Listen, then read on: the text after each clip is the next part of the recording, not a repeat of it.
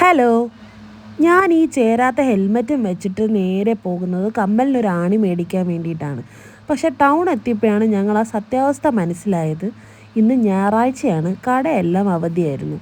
അപ്പം തന്നെ ഞങ്ങൾ പ്ലാൻ മാറ്റി ബോട്ടി ഫ്രൈയും പൊറോട്ടയും കഴിക്കുകയായിരുന്നു. ആദ്യം ഞാൻ ഈ ബോട്ടി ഫ്രൈക്കൊക്കെ എതിരായിരുന്നു, എനിക്ക് എന്തോ യക്കായിരുന്നു അത്. പക്ഷേ രാകേഷാണ് എന്നെ ഇൻട്രൊഡ്യൂസ് ചെയ്തത്. ഈ കടയിൽ അടിപൊളിയായ ഒന്ന് കഴിച്ചു നോക്ക് എന്നും പറഞ്ഞ്. പക്ഷെ എൻ്റെ പൊന്നളിയ ഫാനായിപ്പോൾ. 2 പൊറോട്ടയും 1 ബോട്ടി ഫ്രൈയും 1 ബീഫ് ഫ്രൈയാണ് നമ്മൾ ഓർഡർ ചെയ്തത്. ആദ്യം വന്നത് പൊറോട്ടയോടെ കഴിക്കാൻ കുറച്ച് ഗ്രേവിയാണ്. ആ ഗ്രേവി വെച്ച് പൊറോട്ട ഞാൻ ഫിനിഷാക്കി. അത് കഴിഞ്ഞ് ഞാൻ ബോട്ടി ഫ്രൈക്ക് വെയിറ്റ് ചെയ്തിരുന്നു.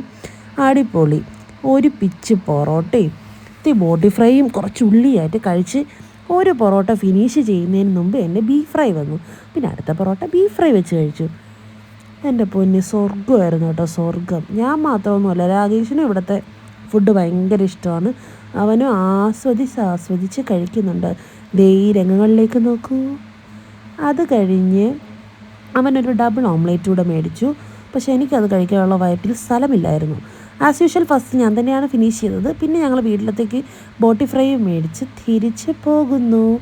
Tata bye.